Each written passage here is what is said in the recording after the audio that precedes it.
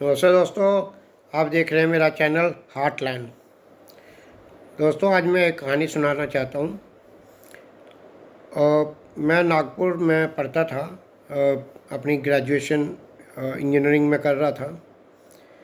तो मेरी मेरी क्लास में पंजाब से लोग थे, पंजाब से बच्चे थे, यूपी से थे, बिहार से थे, दिल्ली से थे। ऑलमोस्ट हर स्टेट के थे, पर ज़्यादातर बच्चे जो थे वो यूपी, बिहार और पंजाब से थे। और जम्मू से मैं था और एक और स्टूडेंट था। तो जब फर्स्ट ईयर में बैठे, फर्स्ट ईयर में 4 साल का अपना कोर्स है, फर्स्ट ईयर में बैठे तो जो पंजाबी थे वो तो बुलेट लेके आए थे, और दिल्ली वाले कावासाकी या ऐसी गाड़ियाँ लेके आए थे, और बिहार वाले हीरो होंडा। तो ऐसे भिन्न भिन्न प्रदेशों के लोग अपनी अपनी बाइक्स लेके आए थे। तो नागपुर की रोड पे ये बिल्कुल बहुत ही, मतलब जिस तरह एक यंग ब्लड, अब नए नए 18 साल की उम्र में पहुँचे हुए हैं, तो तूफ़ान तो हृदय में होता ही है। और वो तूफ़ान फिर अपनी पूरी एक्टिविटी में आता है, पूरे एक्शन में आता है। तो इस तरह से गाड़ियाँ चल रही थीं। तो मेरे जैसे को पास, तो भगवान ने तो मेरे जैसे के लिए भी कुछ तो सोच के रखा ही होता है। तो वहाँ पे साइकिल की किराए की पे साइकिल मिलती थी, और बहुत सस्ते में मिल जाती थी। पूरी दिहाड़ी 1 आध रुपये में, 1-2 रुपये में हो जाता था। तो मैं इस तरह से हम सभी लोग कम्यूट करते थे, तो वहाँ रहने लग गए। तो अब ये एक एज होती है, तो हमारी अब हर एक, क्योंकि एक एज ऐसी है कि उसमें तो बड़ी तेज़ी रहती है, तो बड़ी तेज़ बाइक चलाते थे। तो मेरी इतनी पहचान अभी हो नहीं पाई थी सभी लोगों से। तो एक हमारे साथ दिल्ली का एक स्टूडेंट था, तो बहुत तेज़ था। और मतलब हम हमारी जो फर्स्ट ईयर में जो एक लड़ाई हुई, वो उसकी और एक और लड़के की हुई थी। तो he is one of the उन दो में से एक था जिसकी पहली लड़ाई हमारे क्लास में हो गई। अब उसने क्या किया कि वो, उसके पास कावासाकी बाइक थी।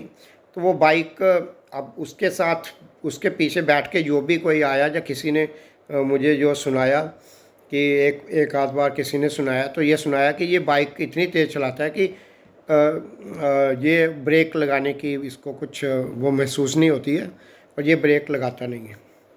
और कैसे भी हो, मतलब बिल्कुल ऐसे बहुत ही लो एंगल पे ये बाइक को लिटा के ऐसे यूं यूं करके निकल जाता है। तो ऐसा एक सीन था। तो एक दिन, लगभग अभी 4-5 महीने ही हुए थे हमें वहाँ पे अपनी क्लास में गए हुए, और मेरी इससे कोई बोलचाल थी नहीं।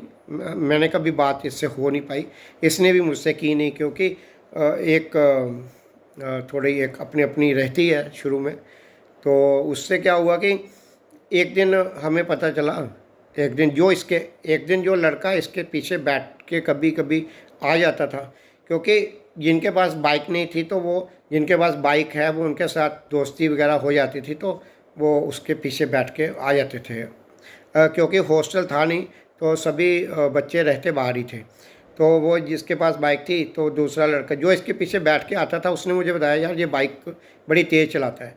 और उसी ने मुझे फिर एक दिन बताया, अभी 4 महीने हो गए थे हमें वहाँ गए हुए, कि यार इसने, ये बड़ी तेज़ बाइक चला रहा था, ऑलमोस्ट 80-90 पे on the college road, and इसने एक साइकिल राइडर को मार दी बाइक। और वो साइकिल राइडर बड़ी दूर गिरा, और ये भी गिरा, और बहुत चोट लगी है, और ये हॉस्पिटल में एडमिट है। तो अब क्योंकि वो तो मेरा जो, अब जिससे मेरी बातचीत होती थी, वो तो थोड़ा, अब वो इसके साथ आता, कई बार आया गया। तो उसने कहा कि मुझे देखने जाना है, तो मैंने कहा चल मैं भी देखने चला जाता हूँ। तो हम, साइकिल ही थी, तो हम देखने चले गए हॉस्पिटल।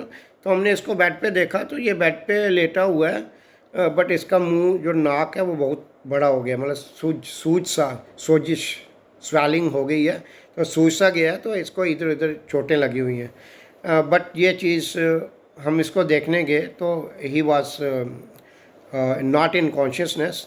तो हमने इसको देखा, थोड़ी देर उधर बैठे और फिर हम आ गए और चीज़ और एक एक पार्ट स्टोरी का ख़त्म हो गया। अब क्या हो गया कि 3-4 साल बीत गए। 3-4 साल बीत गए, मेरी कभी इससे बात नहीं हुई कि क्या हुआ, अब कैसे है, ये है। तो 3-4 साल बीतने के बाद फाइनल ईयर में, अब फर्स्ट ईयर में क्या होता है कि हर ब्रांच के मिक्स लोग होते हैं, इलेक्ट्रिकल, कंप्यूटर, मैकेनिकल। लेकिन जब फाइनल ईयर में पहुँच सिविल, जब फाइनल ईयर में पहुँच जाते हैं तो एक तो ब्रांच अलग हो जाती है, दूसरे कईयों के पेपर छूट जाते हैं, कई पीछे रह जाते हैं, कुछ आगे रह जाते हैं।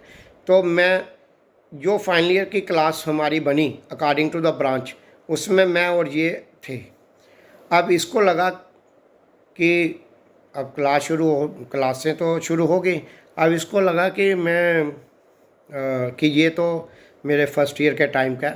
तो ही केम क्लोज टू मी।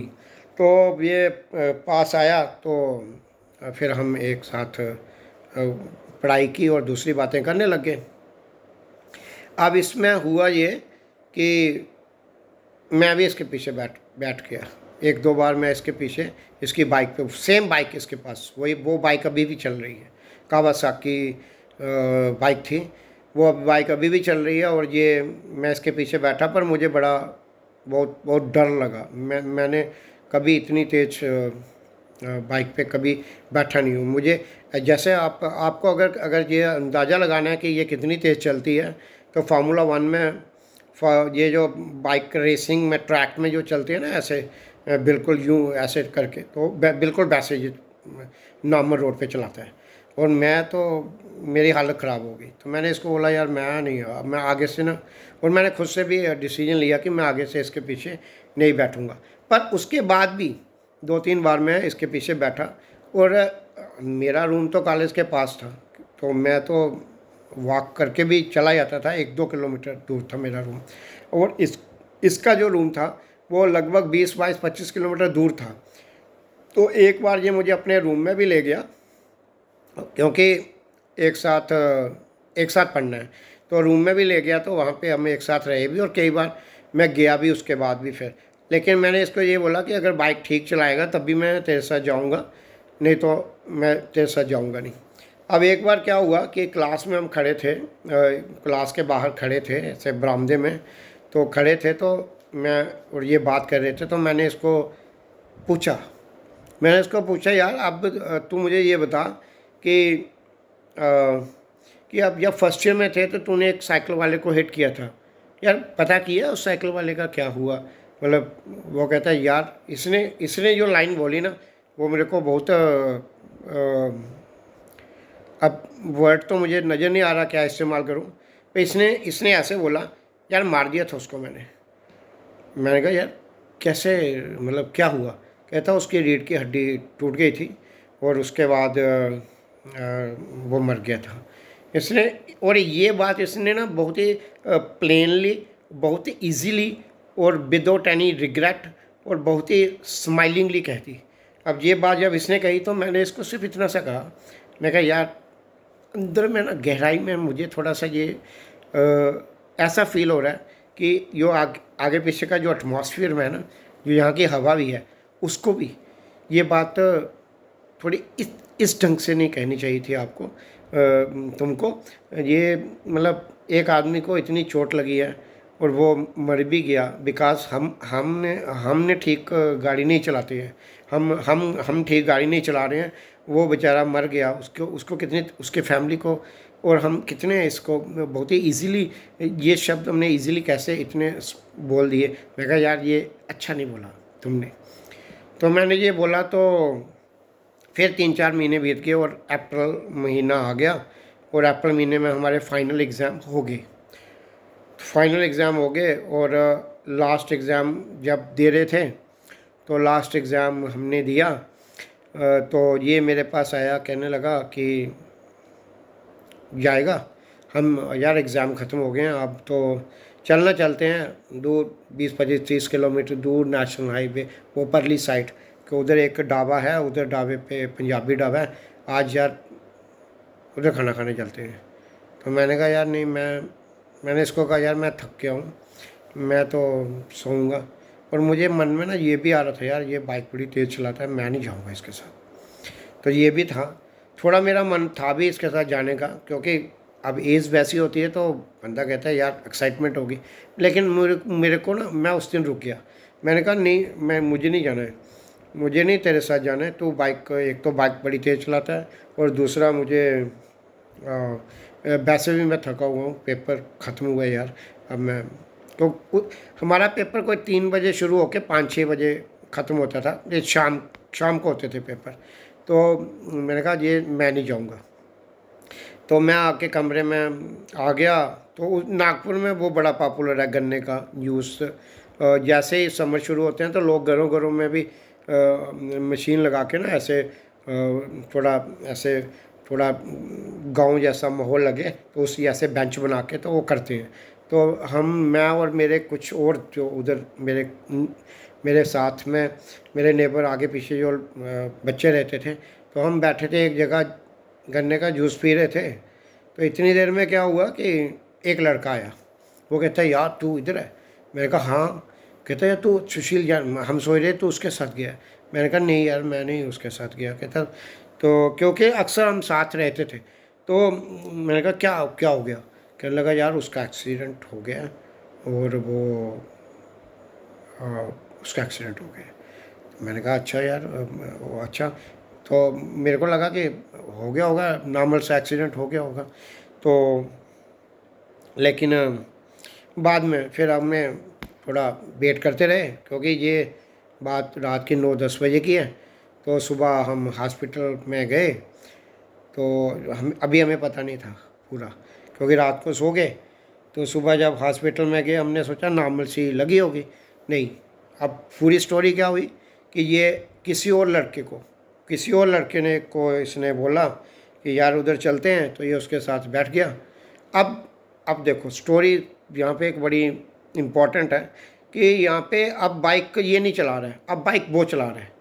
अब वो चला रहा है तो उसने क्या किया कि अब इन्होंने चढ़ा भी ली थी, इन्होंने एक एक दो दो पैक, तीन तीन, पता नहीं कितने पर चढ़ा ली थी।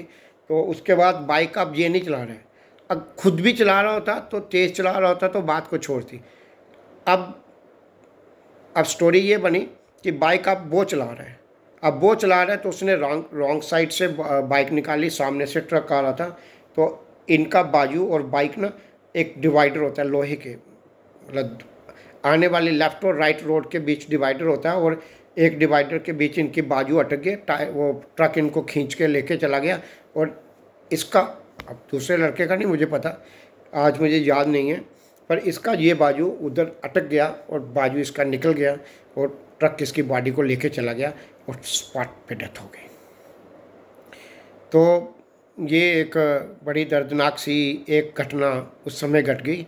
और इस दिन के कुछ दिन बाद, लगभग 5 दिन के बाद, हम सब लोगों का कोर्स ख़त्म हो जाना था, और हम लोगों ने टिकटें करवा ली थी। ये शायद 9-10 मई की बात है, और 14-15 मई को हम लोगों ने अपने अपने घर चले जाना है। इसने दिल्ली चले जाना था। और जिस चीज़ के लिए हम नागपुर गए थे घर से पढ़ने के लिए, वो ख़त्म होने वाला था। लेकिन जब फर्स्ट ईयर शुरू की थी तो एक साइकिल वाले को मार दिया था। और जब फाइनल ईयर ख़त्म की तो 5 दिन के बाद घर जाना है, लेकिन नियति ने घर जाने नहीं दिया।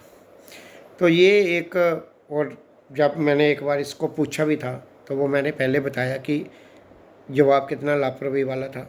तो इसकी एक किताब मेरे पास पड़ी हुई है अभी भी। आज इस घटना को हुए 30 साल हो गए हैं, और 30 साल होने के बावजूद मेरे पास इसकी एक किताब है। मैं बीच बीच में जब भी वो मेरे सामने आती है तो मैं देखता हूँ। तो ये एक मुझे इतना उस दिन, ये एक दर्दनाक घटना थी। और प्रकृति कैसे चीज़ों को करती है, चीज़ों को इस ढंग से, मतलब आपके जो हमारी माइंड में जो हमारी स्थिति होती है, या माइंड में हम जो सोच रहे होते हैं, या जो हमने बनाया होता है, उसके अनुसार प्रकृति कैसे अपनी रास्ता हमारा बना देती है। और उस रास्ते पे लेके चली जाती है और हमारे कर्मों के हिसाब से फैसला हो जाता है। तो बहुत ही केयरफुल रहने की आवश्यकता है कि हम डिसाइड करने वाले हो सकते हैं कई जगह पे, लेकिन कुछ कहीं पे किसी को तकलीफ़ देने से या कुछ ऐसा करने से हमें, देखो हम बच नहीं पाएंगे, हमारे को, लेकिन अगर कुछ होता है तो एक फीलिंग ऑफ रिग्रेट या फीलिंग ऑफ वो होना बहुत बहुत इम्पोर्टेंट है, बहुत इम्पोर्टेंट है। और ये बहुत ज़रूरी है, क्योंकि हमें लगता है कि हम चला लेंगे, हमें दिख रहा है, लेकिन हम में से जो लोग भी 50 साल या 55 साल जीवन जी चुके होंगे, उनको उनको ये तो महसूस हो ही जाता है जीवन में कि देयर इज़ ए फोर्स, कुछ तो फोर्स है जिसने कंट्रोल, आखिर ग्रेविटेशन कोई ताकत ही है ना, ग्रेविटेशन इज़ ए फोर्स। और अभी तो साइंटिस्ट लोग ये भी कह रहे हैं कि ये जितने भी चीज़ें चल रही हैं, तो ये they are not moving, but they are sliding into another matter, जैसे डार्क मैटर या वो कह रहा है। तो somebody is arranging the thing, somebody is trying it, is seeing it, और ये चीज़ें हो रही हैं। तो मेरे को अपने इस थोड़ी सी क्लोजनेस हो गई थी, बड़ा दुख भी हुआ था उस समय, और मेरे को बहुत ही ये रहा बाद में कि हमें बहुत सजग रहना चाहिए, और इसके लिए थोड़ा सा इसको रिग्रेट हो जाता तो माफ़ी मिल भी सकती है, मिल भी जाती है। धन्यवाद दोस्तों।